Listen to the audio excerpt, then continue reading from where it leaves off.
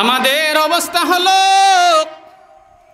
বর্তমান সময়ে যুবক ভাইদেরকে যদি বলেন, ও যুবক রে, বাংলাদেশের প্রখ্যাত 20 জন মুফাসসিরে কোরআন বড় বড় আলেমের নাম বলো, এক দুইটা হয়তো বলতে পারবে, হয়তো বা ঠাস করে কইয়া ফেলাইব হাফিজুর রহমান সিদ্দিকী কুয়াকাটা, অথবা আব্দুল খালেক শরীয়তপুরী, আল্লামা ওলিপুরী, আল্লামা মিরপুরী, হাসান জামিল সাহেব দামাত বারকাতুহু সহ কয়েকজনের নাম বলতে পারে। 20 জনের নাম অনেক যুবকেরাই বলবে না। আর যদি আপনি বলেন, এ যুবক রে, বর্তমান সময়ের কয়েকজন নায়কের নাম এক শ্বাসে কইয়া ফেলাইব। আছে না নাই? কেন? নায়কদের কারখানা আসে পকেটের মাঝে লইয়া ঘুমায়। মা কথা ঠিক না? কয় আমি তো বালা না, বালা লইয়া তাইক। মা নাউজুবিল্লাহ জুড়ে হন। মা মোবাইল কানের মাঝে লাগাইয়া ঘুমায়, কানের মাঝে লাগাইয়া ঘুমাইয়া একেবারে কল্পনাও এই অতীতের স্মৃতিগুলো, পুরনো কথাগুলো মনে মনে রাইখা।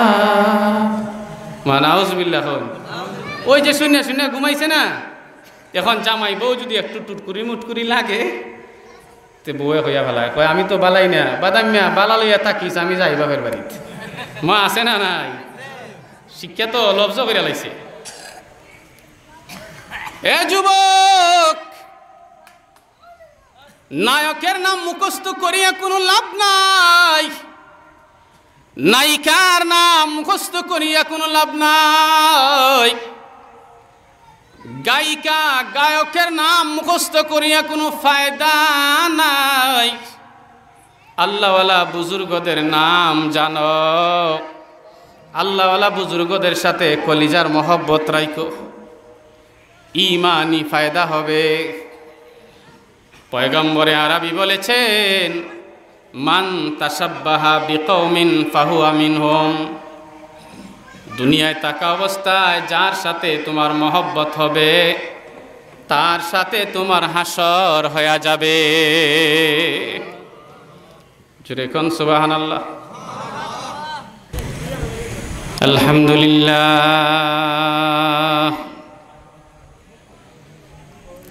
আলহামদুলিল্লাহি ওয়া কাফা ওয়া সালামুন আলা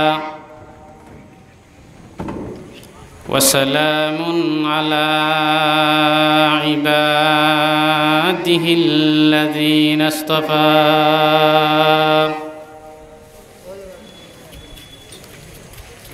أما بعد فأعوذ بالله من الشيطان الرجيم. بسم الله الرحمن الرحيم.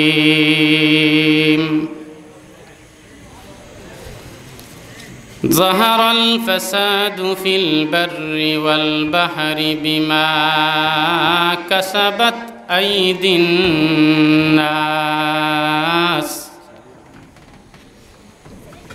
ليذيقهم بعض الذي عملوا لعلهم يرجعون.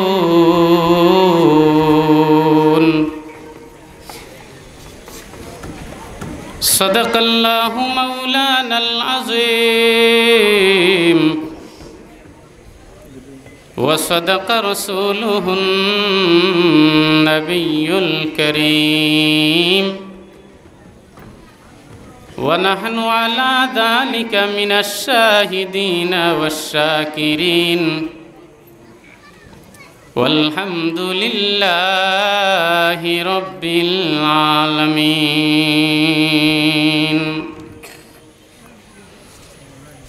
سبحانك لا علم لنا إلا ما علمتنا إنك أنت العليم الحكيم.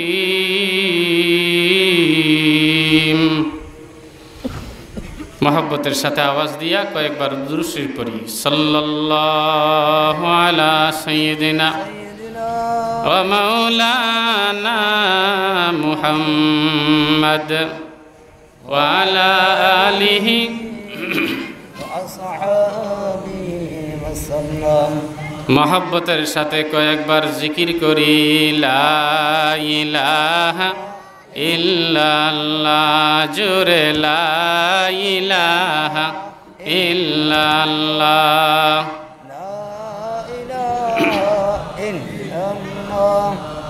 হাতে করে হাতের কাম, পায়ে করে পায়ের কাম।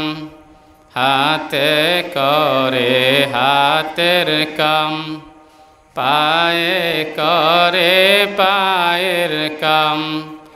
জবানে শুধু কর হে যিকির আল্লাহ তাআলার জাতি নাম। লা ইলাহা ইল্লাল্লাহ।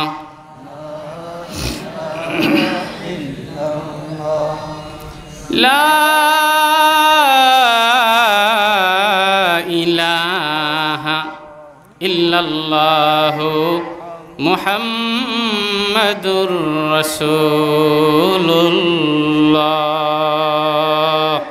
সাল্লাল্লাহু আলাইহি ওয়াসাল্লাম।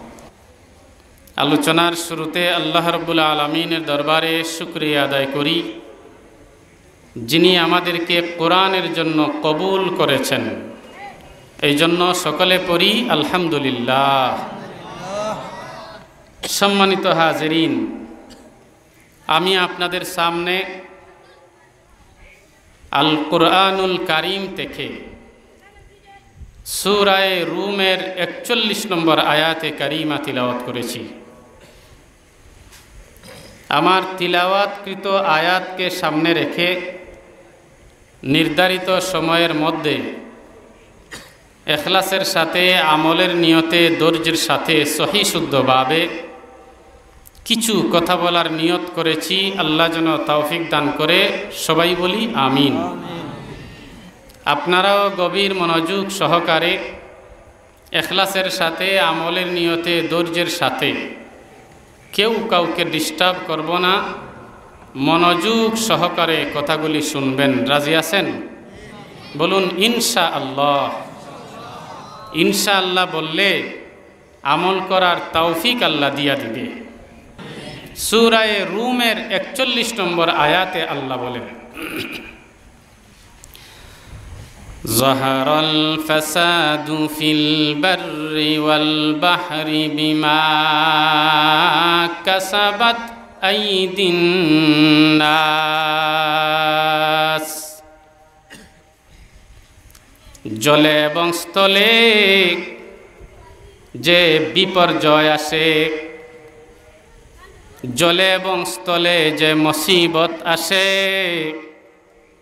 আল্লাহ বলেন আমি আল্লাহ কারো উপরে চাপায়া দেই না, বরং মানুষ নিজের হাত দ্বারা কামাই করে।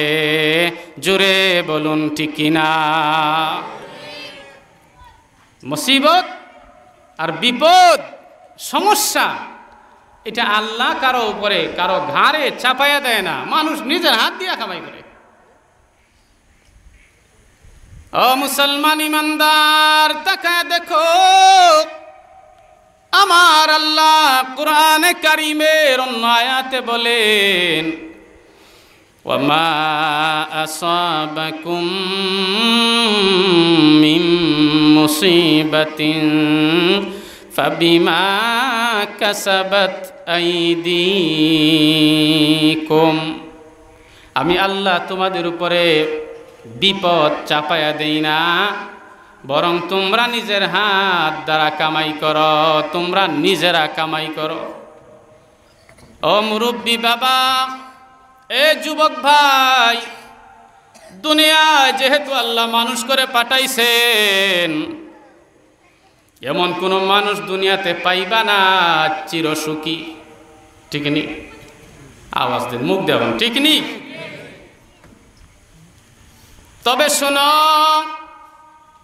মুসিবত কেন আসে একটু পরে বলতেছি, তার আগে আমরা শুনে রে, মুসিবত যদি তোমার উপরে আসিয়া যায়, ভাঙ্গিয়া পড়ো না, পেরেশান হইও না, কিংকর্তব্য বিমূঢ় হয়ে যায় না, বরং তিনটা কাজ করো। মাওলানা জালালউদ্দিন রুমি রহমতুল্লাহ আলাইহি বলেন, গর্র সদবর তু মুসিবত শুকর কুন, বর্তাওয়াকুল বাশরাজি সবর কুন, পসকুনদ হক বরতু নিয়ামত হা করম, हमरे हाओ हम अताओ हम दरम, गर तवक्कुल मिकुनी हर सुबह शाम, मिये सानद रिज़्क़ तू अज़ला मुकाम।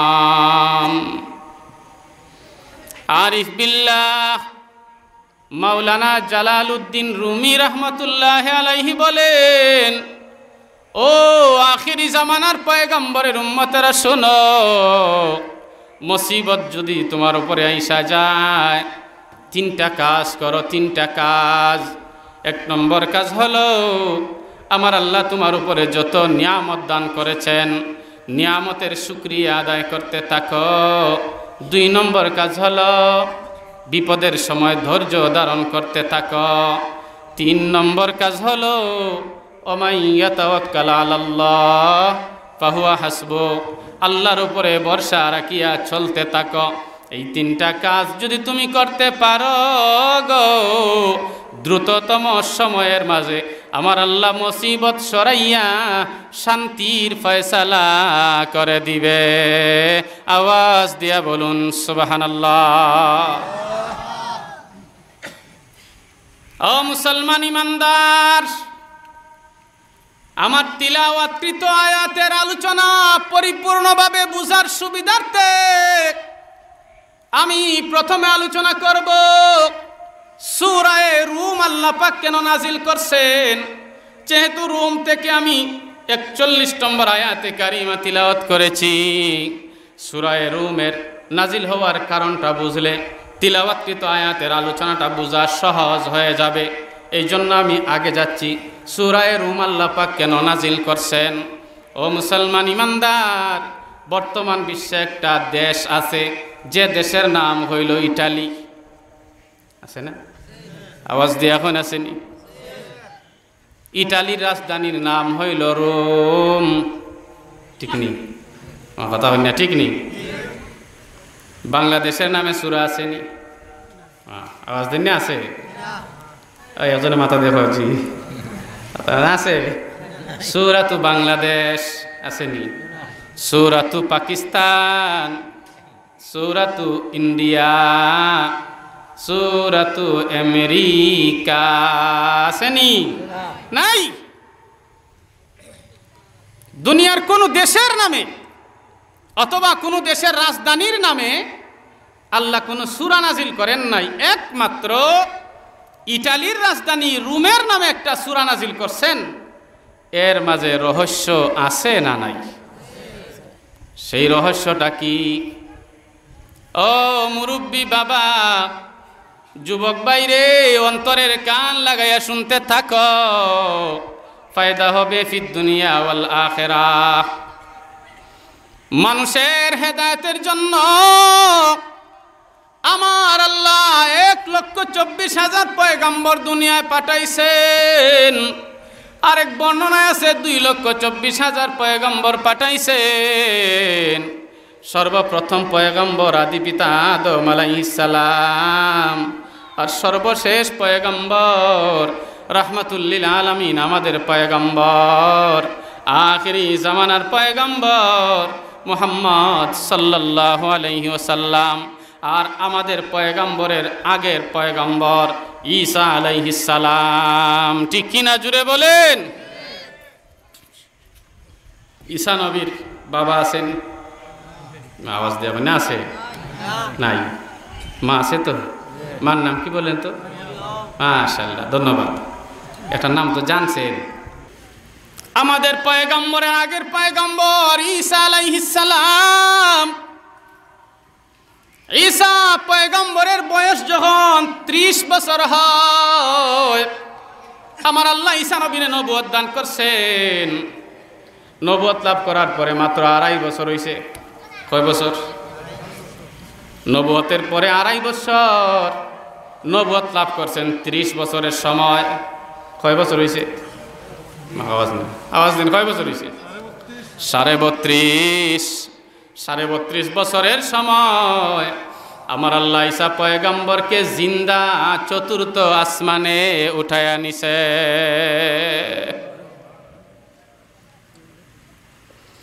ঈসা পয়গম্বরকে জীবিত অবস্থায় আসমানে উঠায় নেওয়ার পর প্রায় 600 বছর পর্যন্ত দুনিয়ার মাঝে কোনো নবী নাই। নবী না থাকার কারণে মানুষগুলি পথহারা হয়ে গেল। কেউ করে গাছের পূজা, কেউ করে মাছের পূজা, কেউ করে সূর্য পূজা, কেউ করে আগুনের পূজা, কেউ করে চন্দ্র পূজা, কেউ করে তারকা পূজা। কথায় কথা মনে হয় রে বাবা, ও যুবক ভাই, ইসরাফিল আলাইহিস সালাম সিংহা যখন প্রথম ফু দিবে, ফু দেওয়ার পর চন্দ্র ভাঙ্গিয়া 2 ভাগ হয়ে যাবে, সূর্য ভাঙ্গিয়া 2 ভাগ হয়ে যাবে, তারকাগুলি ভাঙ্গিয়া 2 ভাগ হয়ে যাবে। চন্দ্র, সূর্য, তারকার একটি ভাগ উপরের দিকে উঠতে থাকবে, চন্দ্র, সূর্য, তারকার আরেক ভাগ জাহান্নামের মাঝে যাইয়া নিক্ষেপ হবে। আপনারা বলতে পারেন, হুজুর চন্দ্র, সূর্য, তারকার তো কোনো দোষ নাই, ওরা জাহান্নামে যাইবে কেন, দুজখে যাইবে কেন? প্রশ্ন আসে কিনা? আরো জোরে এখন আছে কিনা? তাফসীরের কিতাবের মাঝে মুফাসসিরিনে কেরাম তার জবাব দিয়েছেন। চন্দ্রের কোনো দোষ নাই, সূর্যের কোনো দোষ নাই, তারকার কোনো দোষ নাই, ওরা যাইবে জাহান্নামে কেন? দুনিয়ার মাঝে এক শ্রেণীর মানুষ আছে চন্দ্র পূজারী, দুনিয়ার মাঝে এক শ্রেণীর মানুষ আছে সূর্য পূজারী, দুনিয়ার মাঝে এক শ্রেণীর মানুষ আছে তারকার পূজারী। ঠিক কিনা জোরে বলেন? হাসরের ময়দানে চন্দ্র, সূর্য, তারকার একটি অংশকে জাহান্নামে দিয়া আমার আল্লাহ চন্দ্র, সূর্য, তারকা পূজারীদেরকে এই সিগন্যাল দিবেন, এ চন্দ্র পূজারীরা, ও তারকা পূজারীরা, ও সূর্য পূজারীরা, তাকায়া দেখো, দুনিয়ায় থাকা অবস্থায় তোমরা যার পূজা করেছ ওরা গেছে আজকে জাহান্নামে, তোমরা কোথায় যাইবা একটু হিসাব মিলাও। এ চন্দ্র পূজারীরা, একটু হিসাব মিলাই দেখো। প্রায় 600 বছর পর্যন্ত দুনিয়ার মাঝে নবী না থাকার কারণে মানুষগুলি পথহারা হয়ে গেল। 570 খ্রিস্টাব্দে মক্কার মাটিতে কুরাইশ বংশে আমাদের পয়গম্বর রাহমাতুল্লিল আলামিনকে আল্লাহ আগমন ঘটাইলেন, তাশরিফ আনলেন। পয়গম্বরে আরবির বয়স যখন 40 বছর 1 দিন হয়, আল্লাহ নবুয়তের শিল মারছেন। নবুয়ত লাভ করার পর আমার আল্লাহ ওহির মাধ্যমে জানাইয়া দিয়েছেন, বন্ধু গো, 3 বছর পর্যন্ত আপনি দূর দূরান্তের দাওয়াত দিবেন না। 3 বছর পর্যন্ত আপনি আপনার বংশের মানুষকে দাওয়াত দিবেন, আত্মীয় স্বজনকে দাওয়াত দিবেন, বন্ধু বান্ধবকে দাওয়াত দিবেন, বাহিরে যাইবেন না। 3 বছর পর্যন্ত আপনার কাছের মানুষের কাছে থাকবেন। 3 বছর পূর্ণ হওয়ার পর আমার আল্লাহ জানায়া দিল, বন্ধু রে, তামাম দুনিয়া হইল তোমার দাওয়াতের এরিয়া, তামাম দুনিয়ায় তুমি দাওয়াত দিতে থাকো, তোমার দ্বারা আমি ইসলামকে পরিপূর্ণ করে দিলাম। আওয়াজ দিয়া বলুন সুবহানাল্লাহ। এইভাবে সময় যাইতেছে, দাওয়াতের কারণে মূর্তি পূজারীরা কালেমা পরে মুসলমান হইতেছে। মুসলমান ইমানদার, তাকায়া দেখো আমাদের পয়গম্বর দুনিয়াতে আসবার আগে দুনিয়াতে ছিল দুইটা শক্তি, যাকে পরাশক্তি বলা হয়। একটা হইল রোম, আরেকটা হইল পারস্য। রোমের মানুষেরা ছিল খ্রিস্টান, ওরা আল্লাহর অস্তিত্বকে বিশ্বাস করে, তবে আল্লাহর সাথে শরিক করে। আর পারস্যের মানুষেরা ছিল অগ্নি পূজারী, ওরা ছিল ইহুদি, ওরা আল্লাহর অস্তিত্বকে বিশ্বাস করে না, আগুনের পূজা করে।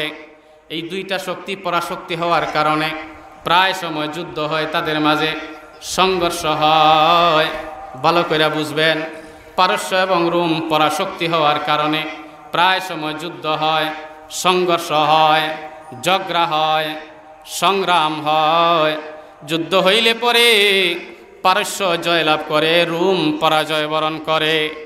ওইভাবে সময় যাইতেছে, পয়গম্বরে আরবি মক্কার মাটিতে তাশরিফ আনার পর, নবুয়ত লাভ করার পরে যখন দাওয়াত শুরু হয়ে গেছে, মক্কার মানুষগুলিও দুই ভাগ হয়ে গেল।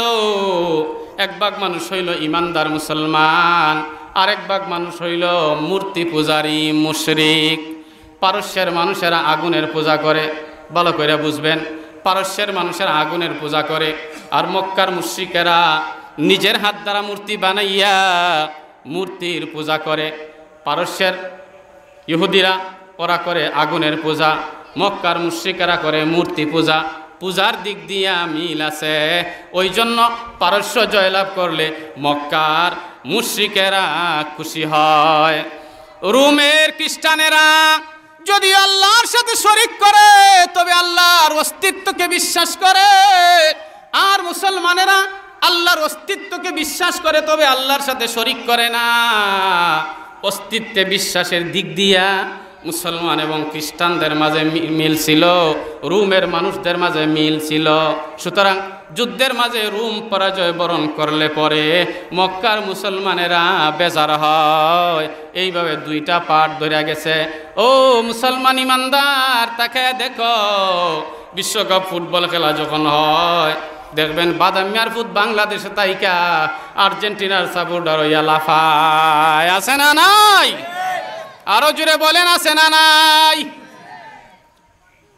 ব্রাজিলের নাম দরিয়া লাফায়। উস্তার আলী রে, ব্রাজিলে তো তোমারে চিনে না। ও মরম আলী রে, আর্জেন্টিনায় তো তোমারে চিনে না। আর্জেন্টিনার ব্রাজিলের সমর্থক হইয়া চায়ের দোকানে বইয়া লাফালাফি করে চিনলায়, এমন তার চিরা বাদামিয়া আছে না নাই? চিন্তা করেন হালত, এর বিবেক নষ্ট হয়ে গেছে। কোথায় আর্জেন্টিনা আর কোথায় ব্রাজিল? এরা মুসলিম দেশ না, এদের সাপোর্টার হইয়া চিল্লায়। ও মুসলমান ইমানদার, কাফের বেঈমানদের সমর্থক হইও না, আল্লাহর দুশমনদের সমর্থক হইয়া কবরে যাইও না, মূর্তি পূজারীদের সমর্থক হইয়া কবরে যাইও না। তুমি ইমানদার, আরেক ইমানদারের সমর্থক হইও। তুমি আল্লাহওয়ালা, আরেক আল্লাহওয়ালার সমর্থক হইও। পারবেননি? কথা বুঝেন না? পারবেননি? আল্লাহওয়ালার সমর্থক হইবেননি, আরেক ইমানদারের সমর্থক হইবেননি। আল্লাহ কবুল করো, জুড়ে বলেন আমিন। এইভাবে সময় যাইতেছে। হযরতে আবু বকর সিদ্দিক রাদিয়াল্লাহু আনহু পয়গম্বরে আরবির সাথে আছেন, ঘনিষ্ঠ সাহাবী। পয়গম্বরে আরবি বলেন, এ আমার উম্মতেরা, ভালো করে শুনিয়া লও, আমার তামাম উম্মতের ঈমান যদি এক পাল্লায় রাখা হয়, আর আমার আবু বকরের ঈমান যদি আরেক পাল্লায় রাখা হয়, আমার আবু বকরের ঈমানের পাল্লা ভারী হইয়া যাবে। এক পর্যায়ে হযরত আবু বকর সিদ্দিক রাদিয়াল্লাহু আনহু যাইতে যাইতে মক্কার এমন জায়গায় গিয়া পৌঁছলেন যে জায়গার মাঝে কাফের বেঈমানেরা বইয়া মিটিং করতেছে। এই মিটিংয়ের মাঝে নেতৃত্ব দিতেছে ইসলামের চূড়ান্ত দুশ্মন, কট্টর কাফের হযরতে বেলাল রাদিয়াল্লাহু আনহুর মুনিব ছিল উমাইয়া ইবনে খালফ, তার ভাই উবাই ইবনে খালফ কট্টর কাফের। উবাই ইবনে খালফ নেতৃত্ব দিতেছে। তাদের বৈঠকের সামনে হযরত আবু বকর যাইয়া হাজির হয়ে গেছেন। আপনারা বলতে পারেন হুজুর,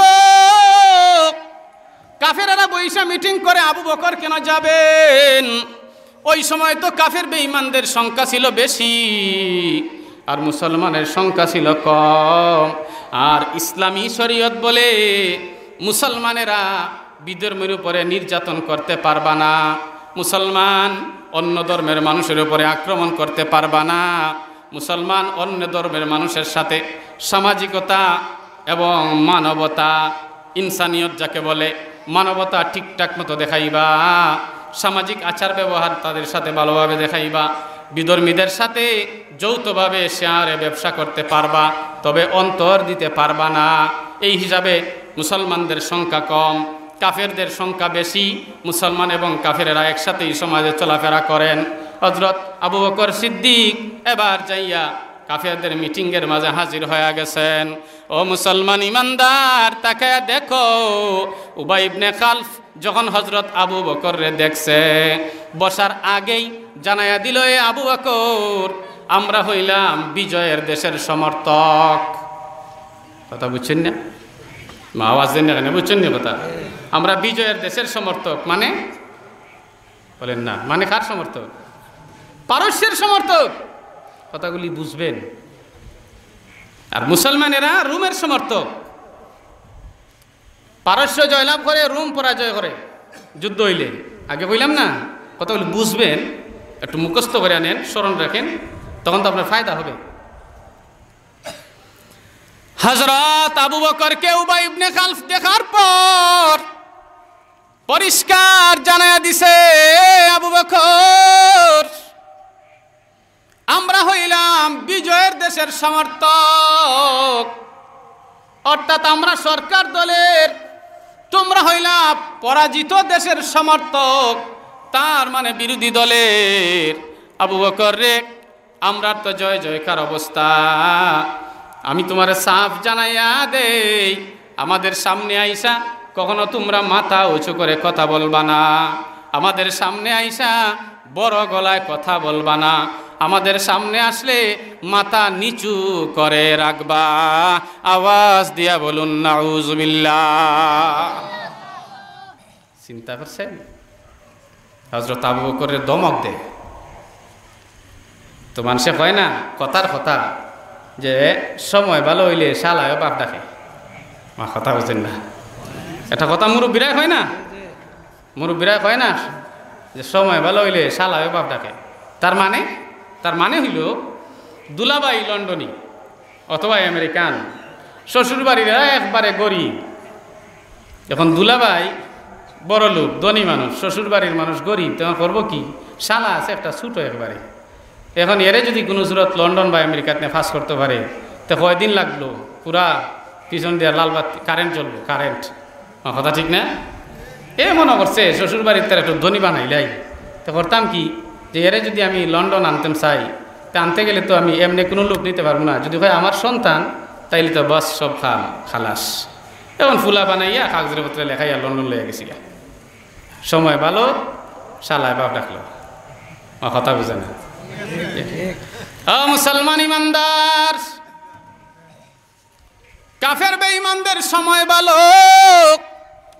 যার কারণে আবু বকরের মতো একজন তাকওয়াবান পরেশগার ইমানদারকে ধমক দে।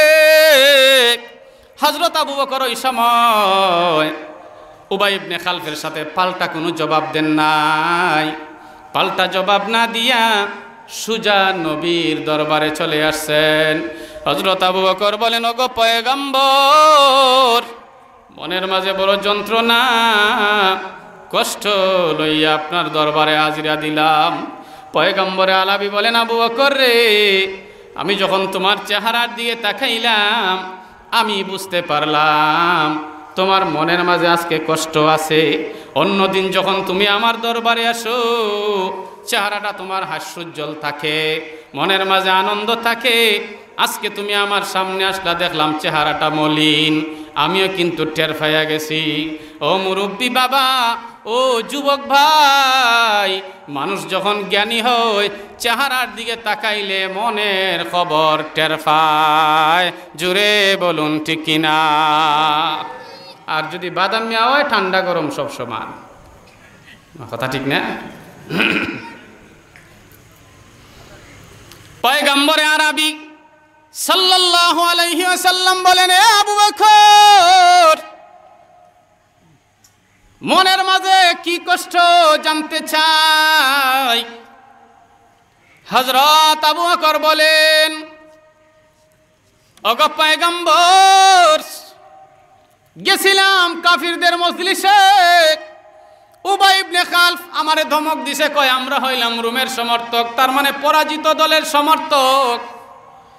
তারা হইল পারস্যের সমর্থক, তার মানে বিজয়ী দেশের সমর্থক। আমারে ধমক দিয়া কয় আমরা যেন মাথা উঁচু করে কথা বলতে না পারি। ওগো পয়গম্বর, আমি জানতে চাই রোম কি কখনো পারস্যের মোকাবেলা জয়লাভ করবে? হুজুর, যে দেশের সমর্থক হইলা, রোম কি সব সময় খালি পরাজয়ই করব না জয়লাভ করব? যে সময় হযরত আবু বকর হুজুরকে এই প্রশ্ন করছেন, এই সময় পর্যন্ত রোমের ব্যাপারে আল্লাহর পক্ষ থেকে কোনো ফয়সালা আসে নাই, সূরা রুম নাজিল হয় নাই। কথাগুলি বুঝতে পারছেন? আপনারা কথা বুঝতেছেন তো? মনোযোগ আছেনি? পয়গম্বরে আরবি বারবার আসমানের দিকে তাকাইতেছেন, কারণ হলো ফয়সালা আসমান থেকে আসে। আসমানে যে ফয়সালা ফাইনাল হয়ে যায়, জমিনে তা বাস্তবায়ন হয়। আসমানে যে ফয়সালা ফাইনাল হয় না, জমিনে তা বাস্তবায়ন হয় না। ও মুসলমান ইমানদার, তাকায়া দেখো, পয়গম্বরে আরবি আবু বকরকে বলতেছেন, ও আমার আবু বকর, তুমি আমারে যে প্রশ্ন করেছো ওই ব্যাপারে এখনো পর্যন্ত আমার কাছে কোনো ফয়সালা আসে নাই। তুমি একটু সময় অপেক্ষা করো, দেখি আমার মালিক যদি কোনো ফয়সালা জানায়া দেয় আমি তোমার সাথে সাথে জানায়া দেব। কারণ হলো আমরা এমন একজন পয়গম্বর পাইলাম যে পয়গম্বর কখনো নিজের মন থেকে কোনো কথা বলে নাই। আওয়াজ দিয়া বলুন ঠিক কিনা? وما ينطق عن الهوى إن هو إلا وحي يوحى। ও মুসলমান ইমানদার, পয়গম্বরে আরবি মন থেকে খাহেসাতে নফসের উপরে কখনো কোনো কথা বলেন নাই। আল্লাহ যা জিব্রাইলের দ্বারা জানায়া দেন তাই বলেন। এইবার তাকায়া দেখো, কিছু সময়ের ভিতরে পয়গম্বরে আরবির চেহারা মুবারক গামিয়া গেছে। ওহির একটা লোড আছে, ওহির একটা ওজন আছে। প্রচণ্ড ঠান্ডার দিনও যদি হয়, পয়গম্বরে আরবির উপরে ওহী নাজিল হইলে চেহারা মুবারক গামিয়া যায়, শরীর মুবারক গামিয়া যায়। পয়গম্বরে আরবির শরীর মুবারক গামিয়া গেছে। হযরতে জিব্রাইল আইসা সূরা রুম নাজিল করে গেছে। আওয়াজ দিয়া বলুন সুবহানাল্লাহ। আলিফ লাম মিম গুলিবাতির রুম ফি আদনাল আরদ ওয়া মিন বাদি গালাবিহিম সায়াগলিবুন।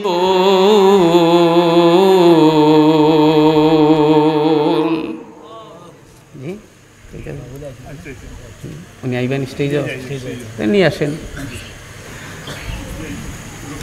মাশাআল্লাহ মাশাআল্লাহ, বাহুবলী সাবাইছেন।